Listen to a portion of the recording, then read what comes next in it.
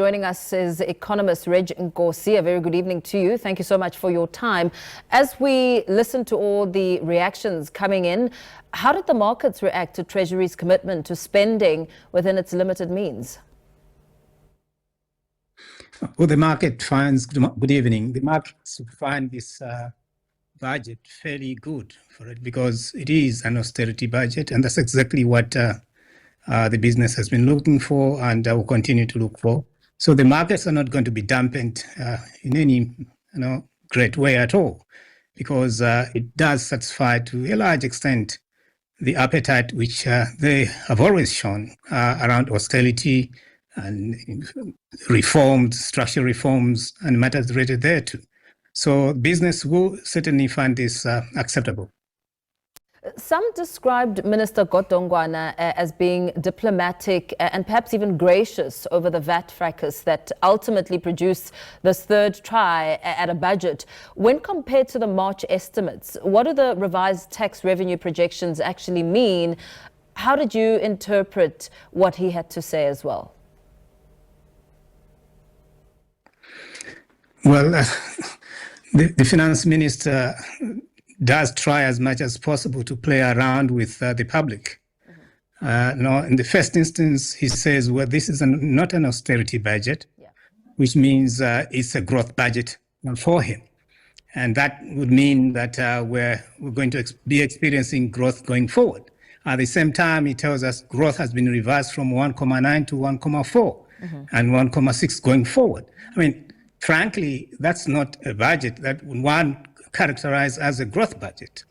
We are looking at a minister who is fairly confused about what he or the country has to do to grow the economy, or to not just grow the economy, but increase employment and increase social grants and so on. He has been cutting infrastructure, he's been cutting social grants and so on and so forth. And at the same time, he says this is a fair budget. It is not a fair budget. And I think we should read into all his numbers that we're dancing in circles. And South Africa was not going to go anywhere outside of the mess that we have been seeing, and to continue to be like that for a number of years to come.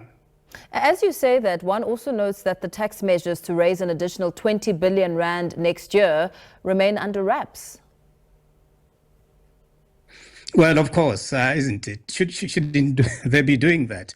They told us that there's not going to be tax increase now, and we have now a fuel levy. Fuel levy is exactly the same thing as increasing VAT. The outcomes are almost the same. So next year, it may as well be another increase of some other, levy. We do not know. It could as well be the same levy going up again. So they're going to keep us guessing. What we know is we're going to be running austerity budgets right across to 2027. And therefore, South Africa should expect nothing else but suffering going forward. So the minister will keep under wraps all the stories for next year and the year to come.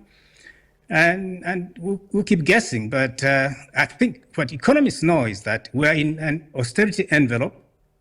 There are no changes that are going to come. They've run out of ideas. They continue to use, failed dogma as policy for South Africa. And we know that won't work. And indeed, the future is quite bleak.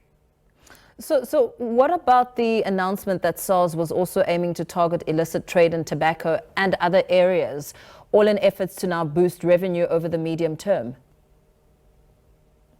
Well, that's certainly welcome. There's a lot of illicit financial flows out of South Africa. I think they're in billions, closer to sometimes even trillions. And I think SARS should continue to do that. That's very much welcome. But at the end of the day, even if we were to collect R1 trillion, the expenditure that we're supposed to have in a country to make the economy grow should in fact be far much more than this. And unfortunately, we're not going to get it. The Treasury, they'll continue to tell us we need budget surpluses and so on. But budget surpluses, so far as we know, they do not, create any meaningful growth to an economy.